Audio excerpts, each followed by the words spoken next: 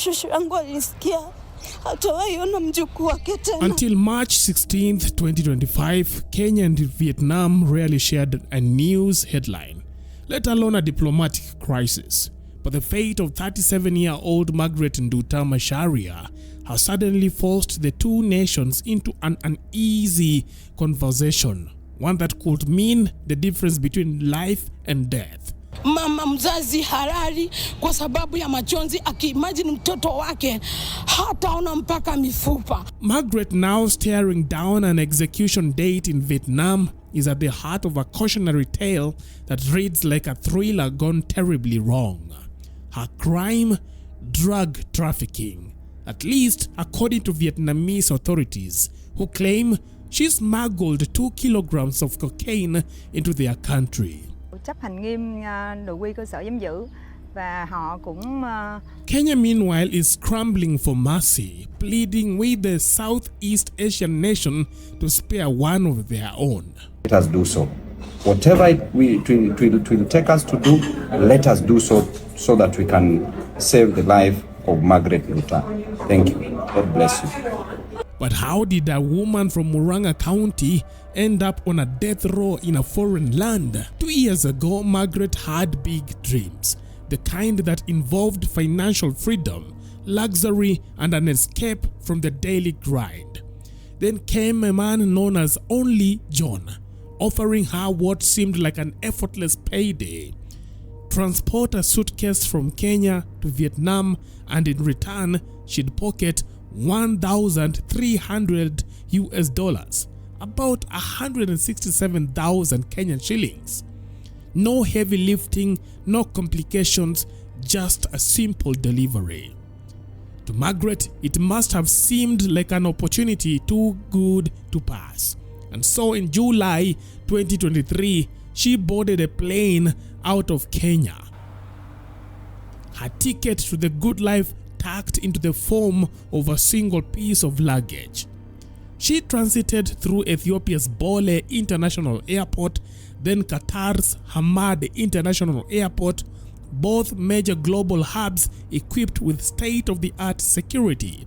Yet, nothing raised suspicion. But Vietnam was a different story.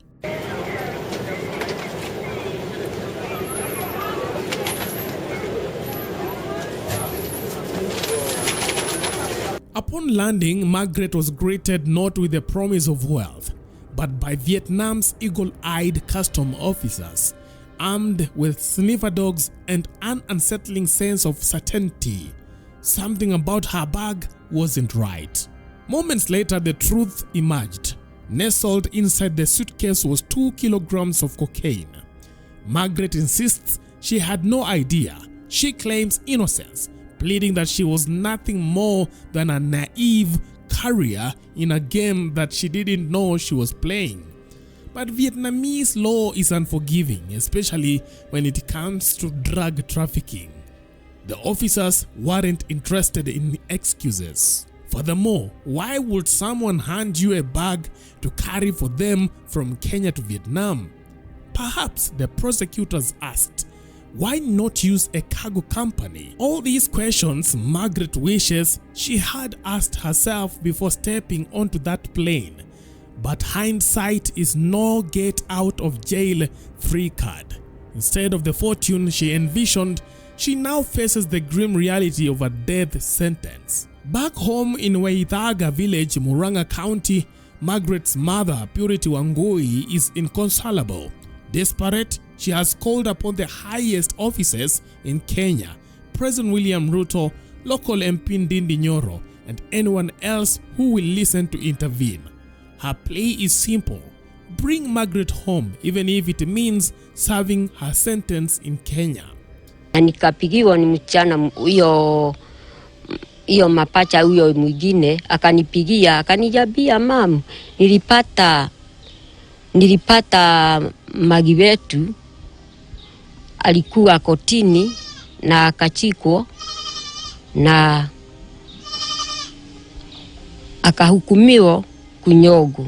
Kenyan officials have taken notice, Foreign Affairs Principal Secretary Coril Singoi has confirmed a direct conversation with Vietnam's Deputy Minister of Foreign Affairs, Nguyen Minh Hang, officially requesting a stay of execution. But so far, Hanoi remains unmoved. Mtoto wake hataona mpaka mifupa. Unajua mwanamke wakati mtoto wake umemzaa ni vizuri hata kama ni kukufa uone mifupa. Imagine mwanamke mwenzangu Mkenya hataona mpaka mifupa, hata zika mtoto wake nyongo akiwa kwa nchi nyingine. With her final meal scheduled for 7:30 p.m. local time tomorrow and execution set for an hour later, time is slipping away from Margaret Nduta Macharia. Only Kenyans have flooded social media with desperate appeals, hoping against hope that Vietnam will show mercy. Na sisi ombi letu ni moja kwa serikali ikiongozwa na the Ministry of Foreign Affairs led by our minister, that is the Prime Cabinet Secretary, na huyo msichana wetu ambaye ni Nduta aweze kurudi katika hii nchi yetu ya Kenya. And to request the President of the Republic of Kenya, William Samoei Ruto, to assist this lady called Margaret Nduta, who is supposed to be hanged tomorrow in Vietnam.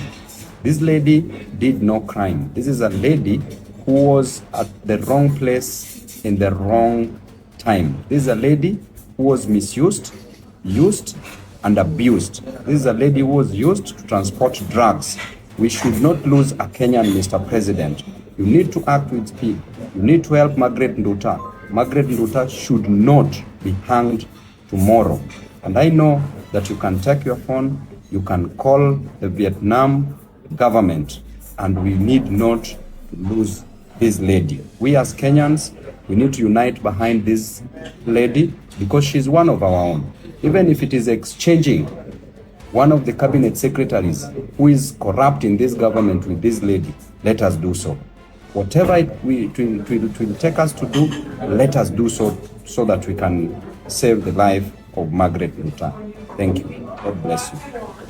But mercy is not a currency Vietnam deals in when it comes to drugs.